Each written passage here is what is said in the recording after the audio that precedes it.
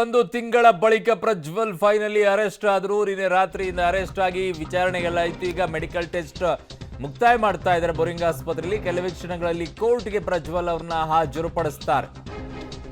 ಕೋರ್ಟ್ಗೆ ಹಾಜರುಪಡಿಸಲಿದೆ ಎಸ್ಐಟಿ. ಈಗ ಎಲ್ಲಾ ತಯಾರಿಯನ್ನ ಕೂಡ ಮಾಡಿಕೊಂಡು ಬಂದಿದ್ದಾರೆ. ಜನಪ್ರತಿನಿಧಿಗಳ ಕೋರ್ಟ್ ಬಳಿ ಪೊಲೀಸ್ ಬಂದೋಬಸ್ತನ್ನ ಮಾಡಿಕೊಳ್ಳಲಾಗಿದೆ.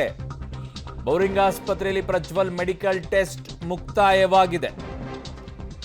ಅದನ್ನೇ ಹೇಳ್ತಾ ಇದ್ದಿದ್ದು, ಪ್ರಾಥಮಿಕವಾಗಿ ಏನೆಲ್ಲ ಮೆಡಿಕಲ್ ಟೆಸ್ಟ್ ಅನ್ನ ಮಾಡಬೇಕು ಒಬ್ಬ ಆರೋಪಿಯನ್ನ, ಆ ಮೆಡಿಕಲ್ ಟೆಸ್ಟ್ ಅನ್ನ ಮಾತ್ರ ಮಾಡ್ತಾರೆ. ಬಟ್ ಅತ್ಯಾಚಾರ ವಿಚಾರದಲ್ಲಿ ತನಿಖೆಯನ್ನ ಮಾಡುವಂತ ಸಂದರ್ಭದಲ್ಲಿ ಅವರಿಗೆ ಹಲವು ವಿಚಾರಗಳಲ್ಲಿ ಈ ತನಿಖೆಯನ್ನ ಮಾಡಬೇಕಾದಾಗ ಮೆಡಿಕಲ್ ಟೆಸ್ಟ್ ಅನ್ನ ಮಾಡಬೇಕಾಗುತ್ತೆ ಅನ್ನುವಂಥದ್ದು ಬರುತ್ತೆ ಅತ್ಯಾಚಾರ ಪ್ರಕರಣಗಳಲ್ಲಿ. ಆಗ ಬೇರೆ ರೀತಿಯಾದಂಥ ಮೆಡಿಕಲ್ ಟೆಸ್ಟ್ ಅನ್ನ ಮಾಡ್ತಾರೆ. ಬಟ್ ನ್ಯಾಯಾಧೀಶರ ಮುಂದೆ ಹಾಜರುಪಡಿಸುವಂಥ ಸಂದರ್ಭದಲ್ಲಿ ಬೇಕಾಗಿರುವಂಥ ಮೆಡಿಕಲ್ ಟೆಸ್ಟ್ ಏನು ಅಂತಂದರೆ, ಅವರ ಆರೋಗ್ಯ ಹೇಗಿದೆ, ಸ್ಥಿತಿ ಹೇಗಿದೆ, ಬ್ಲಡ್ ಪ್ರೆಷರ್, BP ಹೇಗಿದೆ, ಶುಗರ್ ಹೇಗಿದೆ, ಬೇರೆ ಏನಾದರೂ ಸಮಸ್ಯೆಗಳಿದೆಯಾ ಇಲ್ವಾ, ಇವುಗಳನ್ನು ಚೆಕ್ ಮಾಡ್ತಾರೆ. That's A normal procedure. ಅದು ಸಾಮಾನ್ಯವಾಗಿ ನಡೆಯುವಂಥ ಪ್ರಕ್ರಿಯೆ ಮೆಡಿಕಲ್ ಟೆಸ್ಟು. ಸೊ ಹಾಗಾಗಿ ಆ ವೈದ್ಯಕೀಯ ಪರೀಕ್ಷೆಯನ್ನು ಮುಗಿಸ್ತಾರೆ ನ್ಯಾಯಾಧೀಶರ ಮುಂದೆ ಹಾಜರುಪಡಿಸುವ ಮುಂಚಿತವಾಗಿ.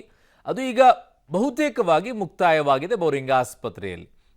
ಬಹಳ ಸಮಯ ತೆಗೆದುಕೊಳ್ಳೋದಿಲ್ಲ ಇದು. ಸೊ ಅದನ್ನು ಈಗ ಹೋಗಿ ನ್ಯಾಯಾಧೀಶರ ಮುಂದೆ ಹಾಜರುಪಡಿಸಿದಾಗ ಅವ್ರಿಗೆ ಏನಿದೆ ಏನಿಲ್ಲ ಅಂತ ಹೇಳ್ತಾರೆ.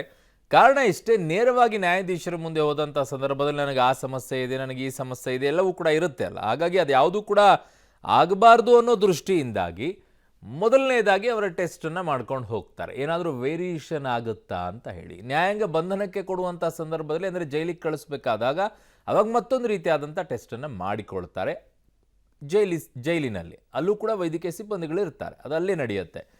ಇನ್ನೊಂದು ಕಡೆಗೆ ಕಸ್ಟಡಿಗೆ ಹೋಗುವಂಥ ಸಂದರ್ಭ ಬಂದಾಗ ಕೋರ್ಟಿಗೆ ಪ್ರೊಡ್ಯೂಸ್ ಮಾಡೋಕ್ಕಿಂತ ಮುಂಚಿತವಾಗಿ ಮೆಡಿಕಲ್ ಟೆಸ್ಟ್ ಏನು ಮಾಡಿರ್ತಾರೆ ಅದು ಫೈನಲ್ ಆಗುತ್ತೆ.